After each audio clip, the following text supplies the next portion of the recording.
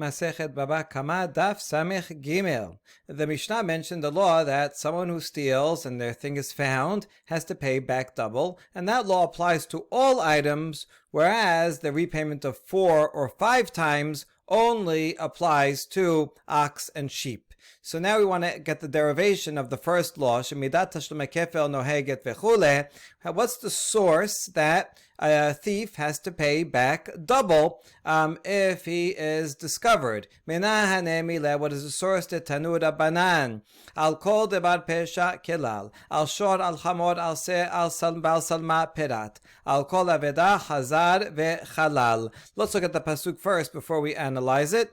And the pasuk is here. This is pasuk 6 in chapter 22 of Shemot, and the context is actually a shomer. Ki ten ish el re'ahu kesef o kelim lishmor v'gunam bet ha'ish. Though it doesn't say explicitly, the rabbis say this is talking about a shomer chinam. These 3 pasukim, 6, 7 ish, shomer chinam, and then it talks about if someone gives to his friend hamor or shor or se v'chol behema. And from Peshat point of view, you could say that the first one's talking about items, kesef or kelim, and money, and the second law here in 9 is talking about animals. But that's not so clear because in pasuk 8, which is still about the same 6, 7, and 8, it does mention animals as well. Okay, so anyway, the rabbis say this whole 6, 7 is talking about shomer chinam. So if someone gives to his friend something to watch without payment, and it's stolen from that person, im yimaseh ganav, all this is going to be important in this upcoming daf. If the thief is found, the thief has to pay double. Okay, so that sounds like if it was actually stolen by a thief. The Gemara is going to discuss what exactly it's talking about, but that seems to be the peshat. But then it says, Im lo yimaseh ganav, let's say the thief is not found. And so now the watchman is suspected. Maybe he kept it for himself. So, the master of the house, meaning the shomer, has to come before God, meaning has to swear. We're going to prove that that's what it means. And swear that he did not take it for himself. And this is true on all items. And so this is where our uKelal uPerat is going to come from, right here. And it's going to say, so all these things, one has to pay double. So it's kol debar pesha, any manner of trespass. That's a kelal. That's an expansive term. Sounds like anything. Even says the word kol. And then it lists a number of items. Shor, hamor, se, and salma. So it sounds like those specific items. An ox, a donkey, a sheep, a garment. Al kol aveda, that's another kelal. Anything that is lost, and that one can say, wait a second, this is it. Once it's identified, so this thing has to come before the judges, and that he who is guilty has to pay double. So from here we learn that a shomer chinam in this case, that claims something is stolen and turns out he's lying, the shomer has to pay double. It does also talk about something lost, but we're going to see if he claims it was lost and he turns out that he was lying, he does not have to pay double, only if he claims it was stolen. Okay, anyway, that's the context of the pasuk, which is going to be important, but for our purposes right now, we have a Kelalim of Kelal, which goes like this. Kol debar pesha is a generality. These specific things are specifics, and then al kol aveda is another kelal. Kelalim of Kelal e'atadan ela ke'en uPerat. Ma uPerat mefurash dabar mitarteh v'gufo mamon, af kol davar mitarteh v'gufo mamon. And the rule of Kelalim of Kelal works that you generalize everything that is similar to the details in some specific way. Right? What's essential about those examples? So, just like in all these examples, these are things that are movable, unlike land, and they have intrinsic worth, unlike just a piece of paper that's a contract, has no intrinsic worth. So too, anything that is movable and is itself has intrinsic monetary value. All those things, if the thief is found, has to pay double. Or the watchman who claims that it was stolen, but really he stole it himself, has to pay double. Yasu karkaot shenam metaltelin. This will exclude land, which is not movable. Yasu avadim shuk shel karkaot. Slaves are movable, but they are linked to land, and they're therefore also, if someone steals someone's slave, they do not have to pay double. Contracts don't have intrinsic monetary value. They may indicate that you owe $1 million, but the paper itself is not valuable. And also something that is hekdesh, if you steal it, see it says he has to pay double to his friend, to his neighbor, and not to the Bet HaMikdash. There's other penalties of stealing things from the Bet HaMikdash, but it wouldn't be a double payment. Uperat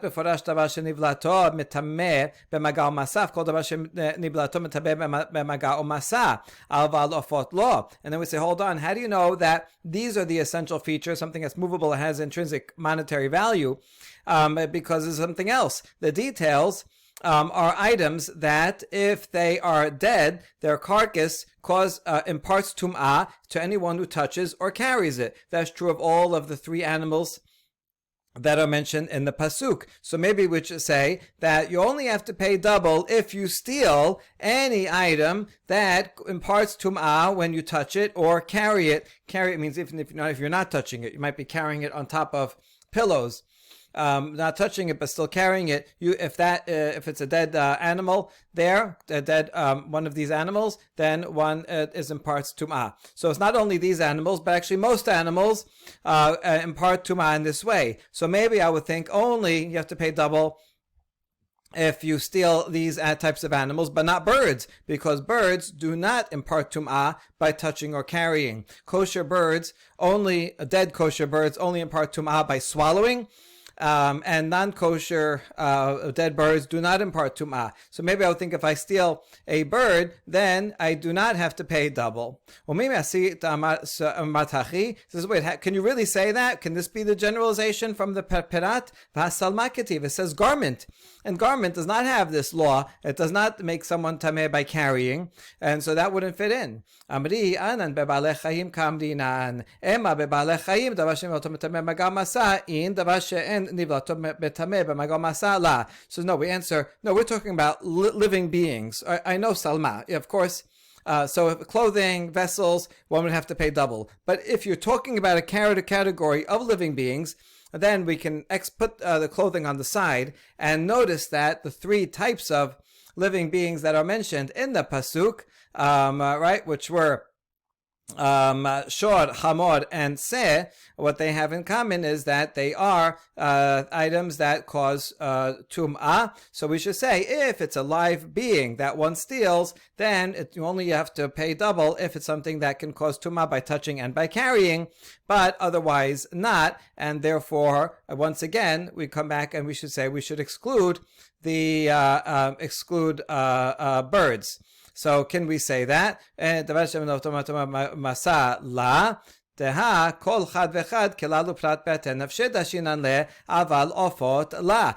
all, part of the rule of Kelalim of Kelal is that you can individuate each detail. In other words, there could be some things that are common to one of them, or in this case, three of them, but not to the other, in this case, clothing, and that's still okay. We can generalize a category from the details, the detailed examples separately. So even though clothing does not impart tum'ah, but within the subcategory of living things, all the items have that in common, that they are that they cause tum'ah by touching and by carrying. So we renew our question. How do you know that the common denominator between all these things is that they're movable and have intrinsic monetary value? Maybe I should say the common denominator within the subset of living beings is that they also cause tum'ah by anyone carrying it, and therefore birds would be out, and you wouldn't have to pay double if you stole a bird. No, in that case, it could have just given you one of these animals. Just say shor. And then I would have known, fine, when it comes to animals, only something that causes such tum'ah. And I would know, not birds. But instead, the Torah gives 3 examples of animals, so that is more inclusive. And so the extra examples say that all animals and all living beings, even birds, will be included in the law. Then we challenge that. It says, you want the Torah to pick only one? which one could you pick? And that would suffice to learn everything that you need to know. If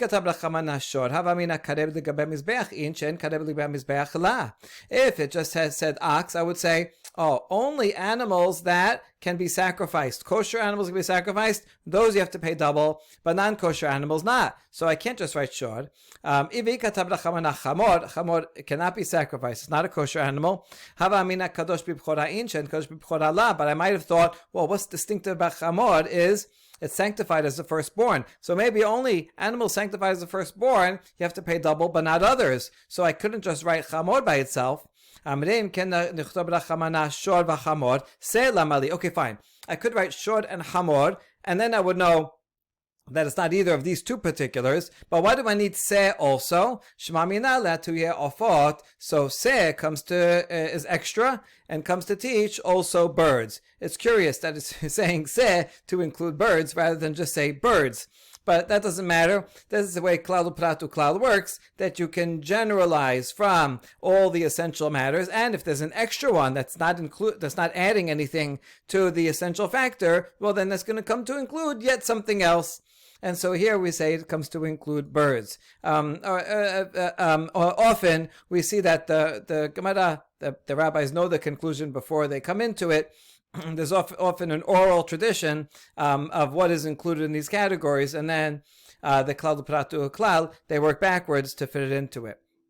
And this seems like a good case of that. Okay, so far so good. The uPerat uKelal is coming to include anything that is movable and has intrinsic value. And when it comes to animals, that's going to include all animals, even birds. And what's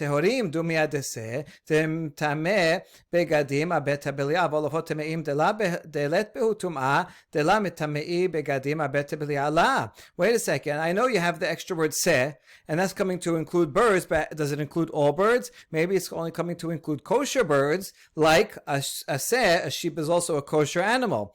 And what's different about kosher birds? That they cause tum'ah to someone that swallows it. Someone who swallows a dead piece of a kosher bird, his body becomes tameh, and the clothing he's wearing also becomes tameh. And so that you'd have to pay double. But non-kosher birds, where even if you swallow it, you do not become tameh, and this clothing does not become tameh, maybe you do not have to pay double if you steal that. So how do you know that?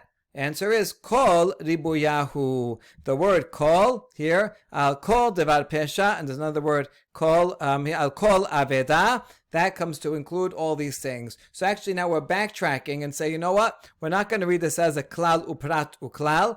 That's a rule that was goes back to the school of Rabbi Yishmael that derives such things, Kelalim and Peratim. But now we see this is not sufficient because it's not going to give us everything we want. It's not going to tell us about non-kosher birds where the law does apply, that you have to pay double. So you know what? We're retracting. Not klal uPerat uKelal. We're going to use the system of ribui and mi'ut, which is associated with the school of Rabbi Akiva, which works differently. And so ribui mi'ut, we look at each word, and kol is an inclusive word. So the word kol is going to come say anything, even non-kosher birds. So kol ribuyahu. V'chol echad dichtav kol ribuyahu. V'hagabe maaseh dichtiv kol v'kadashinan le'bechlal uPerat. Now we ask in general, anytime you have the word kol, that means you're going to use ribui, and then other words will be mi'ut. But we have regarding maaser sheni, what kinds of things you can use to what can you buy with money that you redeem maaser sheni with? And there it said, that pasuk says the word kol, and yet we apply a klal uPerat methodology, not a ribui and mi'ut methodology.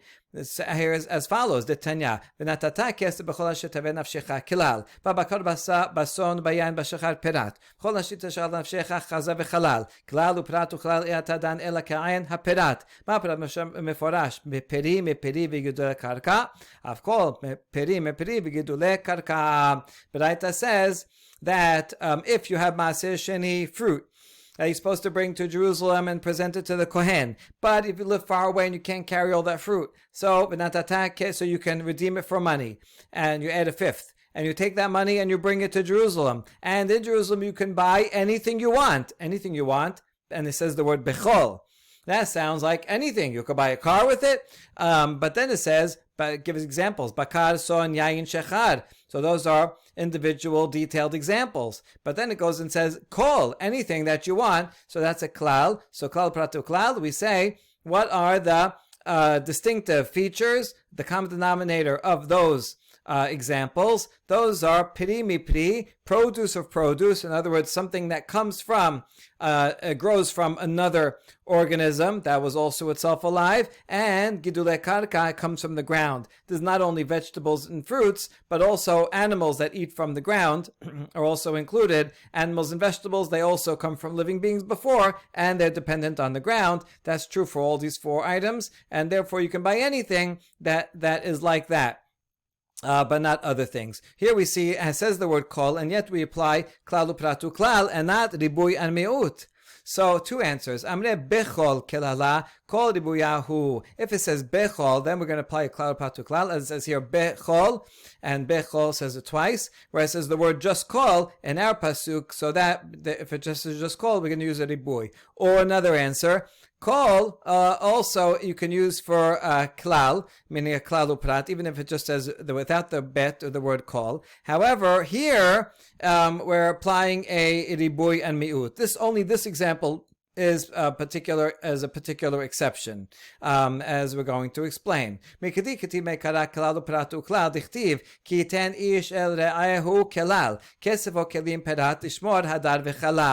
So how come in this case we're saying, kol in general you could use in a Kelal uPerat uKelal, but in this case in Shemot is the exception. It has to be an exception because look at 2 Pesukim before. Let's go back. We were analyzing Pasuk 8. That was in the case of if the thief is not found, then we have to accuse the shomer himself, and he has to take a swear. But if we find that he in fact has it, because someone says ki uzet, that's it, he has it, then he has to pay double. That's the Pasuk 8. But look out, that Pasuk 8 and 7 are continuing from Pasuk 6 that also has a Kelal uPerat uKelal structure. If someone gives to his friend, that sounds like anything. Kesef or kelim, it gives examples. And then lishmor. So here we have also, right? Kiten lisharu is kalal. Kesef or kelim is the example. Lishmor is another kalal. Anything that you watch. So we already have a Kelal uPerat uKelal in this very case at the beginning of the case. So v'ikal sakadate chai akol dvar pesha name lechelal uPerat u'da'ata lichtob lachamana lahane perate gabe ha'ich Kelal uPerat akol dvar pesha lamali shemamina ribuyahu. So if you think that Pasuk 8 should be also interpreted as a Kelal uPerat uKelal, which is what we were trying to do before, then the Torah should write these peratim, these particular examples, together with the ones in Pasuk 8. What is this phrase, al kol davar pesha, doing here? In other words, you have an opening, kiteni shel rehu, that's a kalal. Good. So you have a general rule. Then you're going to list particulars. It should say kesef and kelim, and then it should continue with se and salma, shor, hamor, se and salma, and continue and put all the peratim together. This al kol davar pesha, what is it doing here? This is unusual. It's breaking that we already have a Kelal uPerat uKelal. If we were supposed to interpret Pasuk 8 as a Kelal uPerat uKelal, then you should not have written kol davar pesha, and then I would have said, yes, it's a kalal up here, perat, kesef, kelim, all these items also, and then the kalal al kol aveda, and then that would have been a good Kelal uPerat uKelal. From the fact that in Pasuk 6 you already have a Kelal and uPerat uKelal, that means Pasuk, and it stopped. And that means Pasuk 8, this al kol davar pesha, is not part of a Kelal uPerat uKelal, but rather the word kol here must be interpreted as a riboy. And as a riboy, it comes to include everything, including even birds, all types of birds, even non-kosher birds. Okay, good. So that's how we know Shema Mina Ribuyahu. Hashta damat kol ribuya, kol hane perate lamali. Fine, we'll accept that, but now we have to explain all the items in the list according to the methodology of ribuy and mi'ut. They're very similar methodologies in some way. Kelal uPerat uKelal is a little bit more conceptual, You could say closer to a peshat. I mean, neither of them are really the peshat, but it's more like, what's similar about all these things. Ribui mi'ut is applied a little bit more technically, like this can include, and you can include whatever, and that is to exclude, and you exclude whatever you want. There's a lot more creativity that you could put into a ribui and mi'ut. It's a bit more disconnected from the contextual meaning. Okay, anyway, so what are we excluding in the particular examples? Chad me'ute karka, so one of the words is going to exclude land. Chad me'ute avadim, and one's going to exclude slaves. Chad me'ute shtarot, and another of these words is going to exclude contracts. And salma me'ute davar she'eno mesuyam, the word clothing is going to exclude something that is not a delineated item. Like if someone steals half a pomegranate, well, what are you're going to pay back 2 halves of a pomegranate? That's not something that can be, measured or counted. And so the law of paying back double does not apply to those. What you see here is that we're ending up with a very similar conclusion, because with the Kelalim of Kelal also, we excluded these items. But you see here, in the Kelalim of Kelal, we had a general definition. These are all things that are movable and have intrinsic value. And therefore, these things are excluded. So we have a general a conceptual definition. In the ribui mi'ut, there is no general conceptual definition. It's just that it said, shor and se, so each one of those words will exclude something, but what you're deciding to exclude is a lot more arbitrary, that you just say, well, it must be karka. We say it's avadim, and we say shtarot. But you can see from this whole discussion that we know the conclusions already. The conclusions are part of the oral law, and it's just a question of what's the best way to find a derivation in the Pesukim. Okay, the word al kol aveda, which beforehand was our kelal, here it's a ribui. So what is it including? So this is how also another difference. In the klal uPerat uKelal, al kol aveda was just making the formula. Klal uPerat, you have to have another kelal. The last kelal isn't adding anything in particular, because it's there to make the formula. Because if you have only klal uPerat, then you're going to only include those specific details in the perat. You need another kelal after to tell you that you should generalize of the essential meanings of the essential character traits of those peratim. But if you do ribui and mi'ut, then each of the ribuyim come to include something else.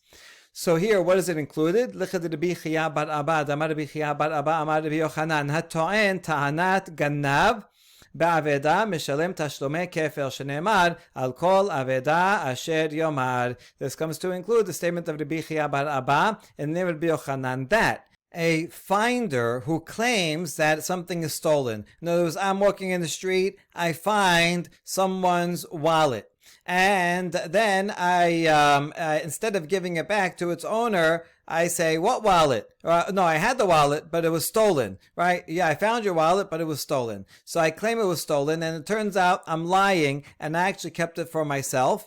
I have to pay back double. How do you know that? From this extra phrase, al kol aveda, right? This would explain back here, because we were kind of talking about the context of a ganav, right? Someone is either it actually was stolen, which is probably what Pasuk 6 is talking about. Pasuk 7, if it was not, the thief was not found, but rather the shomer himself is the one that stole it, and he claims it was stolen. And then it goes on and says, al kol aveda, anything that's lost. Wait a second, who's talking about a lost item?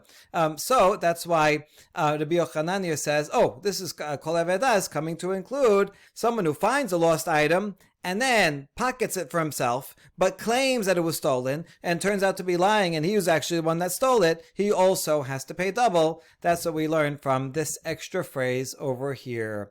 All right, good. So that's the conclusion. How do we know the law that a thief has to pay double, or at least a shomer has to pay, a shomer who claims to have that it was stolen, and turns out he was lying, which is actually the context of those pesukim. How do you know that he has to pay double? So we tried from a klal uPerat uKelal. In the end, we learn it from a ribui mi'ut and ribui which it comes to include various categories and exclude other categories, and that is the derivation. Now, Tenan Hatam. We have a Mishnah later on in the Masechet on 108b that says, Hechan Pikdoni, Amar le Avad.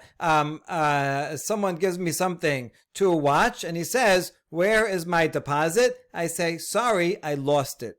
Mashbiacha ani. He says, I want you to swear. Avamad, amen. I say, yes, amen. I swear, in fact, it was lost. Vadim medim oto shachalo. And then witnesses come and say that actually I consumed it. I took it for myself. If it's food, maybe I actually ate it. Or money, I spent it. I used the item. Meshalem et hakeren. I pay only the single amount of the principal. Hodal piatzmo, meshem keren v'chomesh ve'asham. If I admit afterwards, I say, sorry, I was actually lying when I said that I lost it. I actually took it for myself. Then I have to pay not only the principal, but I have to add a fifth, and I have to bring asham. This is a special asham called asham gezelot. If I steal something and swear to it, I have to pay and add a penalty of a fifth and bring an asham. All that is case number one, when I, the shomer, claim that it was lost. That is distinguished from the next case, which is a continuation of the Mishnah. Hechan piktoni. Again, someone gives me something to watch, and then he comes and says, hey, where's my deposit? I want it back. Amalo nignav. Now I claim it was stolen, as unlike the first case where I claim it was lost. Mashbiachani v'amad amen. He says, swear. I say, amen. I swear to that. It was in fact stolen. And then witnesses come and say, I'm the one that stole it. No, it wasn't stolen by anybody else. Meshalem tashlume kefel. So now I have to pay double. If I admit to it, then the same asham gezelot, I have to pay back the principal plus a fifth and an asham because I swore falsely to it. So that part, if I admit, is the same. What is different is if I'm found out by witnesses. In the case when I claim it was lost, I only have to pay the principal. When I claim it was stolen, I have to pay double. Good. That's all the Mishnah. Katani miha betoen tanat ganav de mishalem tashlume kefel, aval betoen tanat avad lo mishalem tashlume kefel. So now we summarize the difference between those two cases. If I, the watchman, claim it was stolen and I'm found to be false by witnesses, I have to pay double. Whereas if I claim it was lost, then I do not have to pay double. And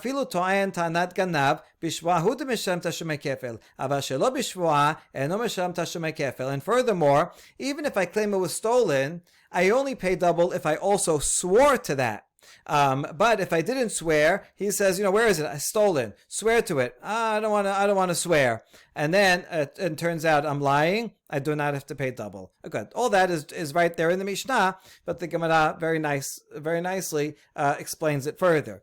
Now we want to know what is the source of this law that we should make such a distinction that only the ganav, the to'en ganav, tanat ganav, the watchman who claims it was stolen has to pay double. De'ten Rabbanan im yimaseh haganav beto'en tanat ganav hakatub medaber. Atame beto'en tanat ganav o eno ela beganav atzmo. Kishomer im lo yimaseh haganav beto'en tanat ganav hakatub medaber. Okay, we're going to see two different versions of this baraita. The first one sets forth its hypothesis and then proves it. We're quoting the first pasuk. Let's look again. Pasuk 6. Right. So remember that pasuk 6 says, if someone gives something to someone else to watch, and it says, im yimaseh ganav, if the ganav is found, he pays double. So what is this talking about? And then it says, im lo yimaseh ganav. And so if the thief is not found, and then the watchman himself makes a swear, and turns out he's lying, he has to pay double. So certainly Pasuk 7 and 8 is talking about the shomer himself, because the thief is not found. There is no other thief. It's the shomer himself that stole it. So what is Pasuk 6 then talking about? Im yimaseh ganav, who is that? So in this first baraita we say that even Pasuk 6 is talking about the shomer himself, right? Who's to'en tanat ganav. Now we ask about that. You say that Pasuk 6 is talking about the shomer who claims it was stolen. Maybe it's talking about a real thief, an actual thief himself. in the case where a thief really did steal it from the shomer.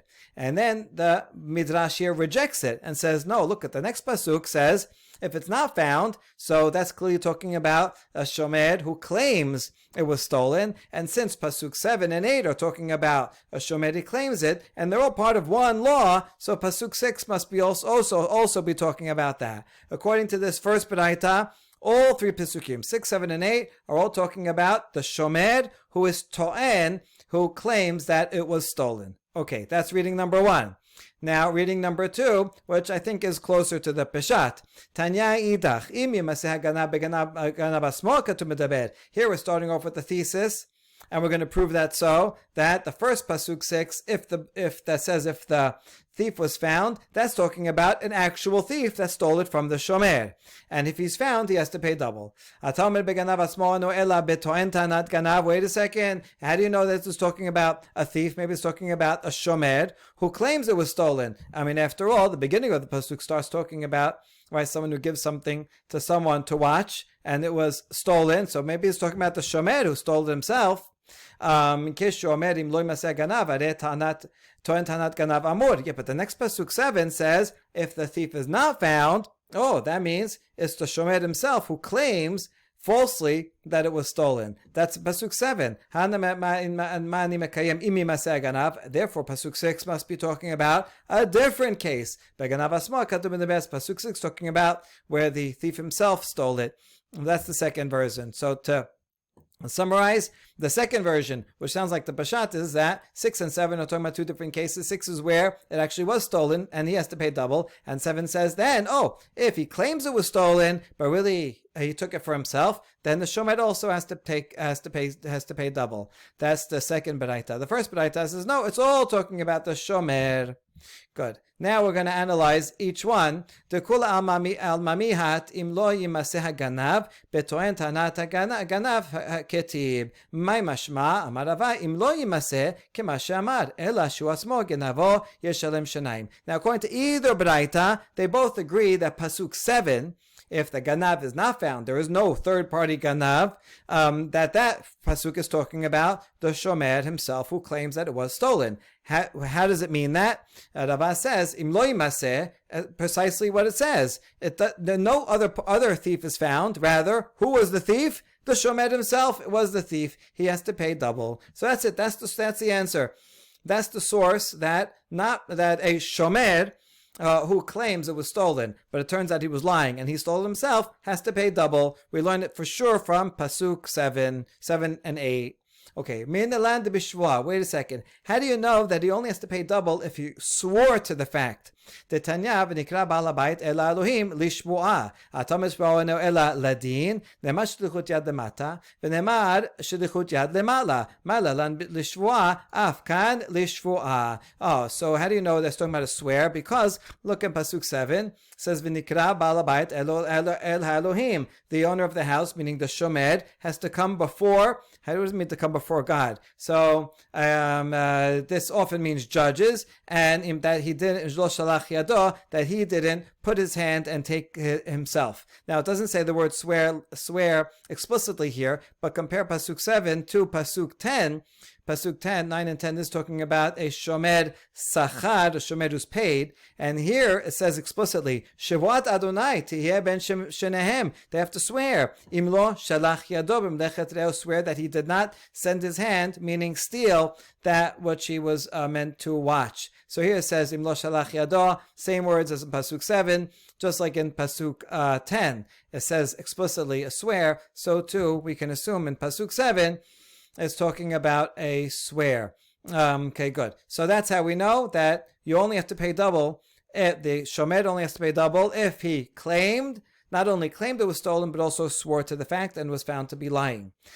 Bishlama lamand amar chad beganav echad betoen tanat ganav haynu dichti betere kerae ela lamand amar tarvayu betoen tanat ganav tere kerae lamali. Okay, so far we proved what we were seeking to prove. That was that a to'en tanat ganav has to pay double, specifically when he swears.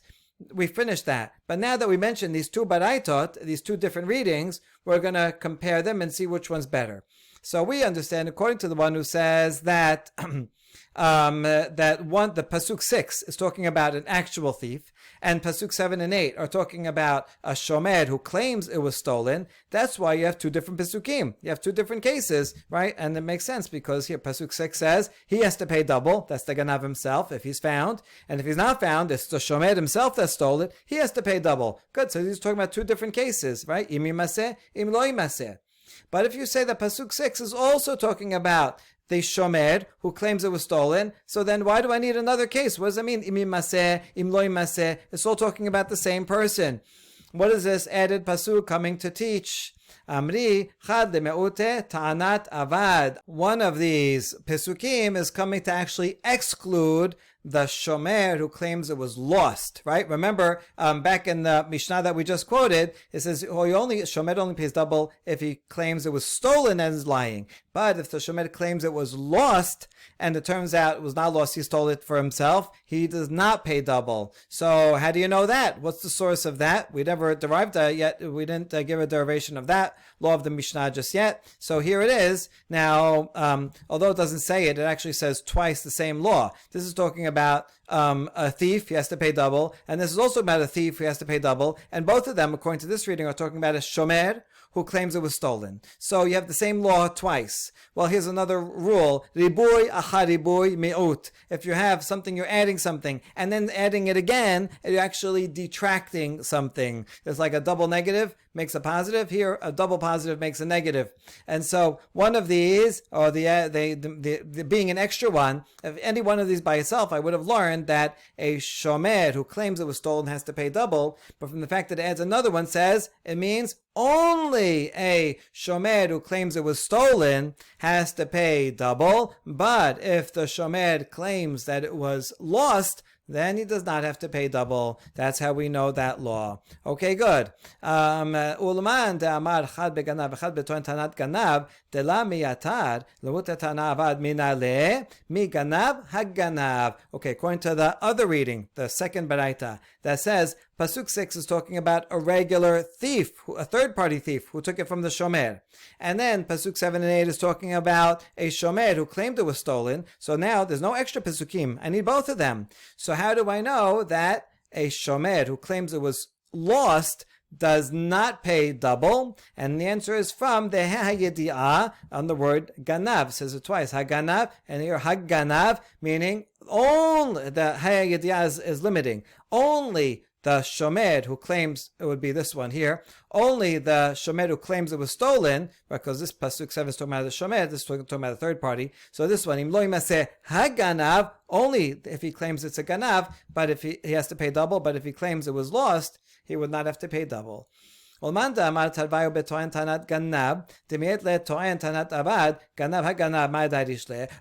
the author of the first braita, that says both pesukim are talking about shomer who claims it was stolen. So, and the extra one is coming to exclude the shomer who claims it was lost. So what does the extra ha'yedi'ah do? What does he learn from it? דאמר רבי חייא בר אבא, אמר רבי יוחנן, הטוען טענת גנב בפיקדון, משלם תשלומי כפל. טבח ומכר, משלם תשלומי 4 ו5. Oh, that extra hayedi'ah, this author, this Tana would say, is coming to include the law of Rabbi Yochanan, that someone who claims that a shomer, who claims something was stolen, if it's some item that he's holding on to, he has to pay double. And if it's an animal, an ox or a sheep, that he slaughtered or sold, then the shomer also has to pay 4 and 5. And those Rabbi Yochanan is applying the law of a regular thief who steals some item has to pay double. If he steals an ox or a sheep and slaughters or sells it, has to pay 4 and 5. Rabbi Yochanan says that's true not only for an actual thief, but also for a shomer who lies and says it was stolen, but actually kept it for himself. Someone gave him an ox to watch. He instead took the ox, sold it. He would have to pay 4 and 5. So Haganav is coming to include that case as well. Good. Okay,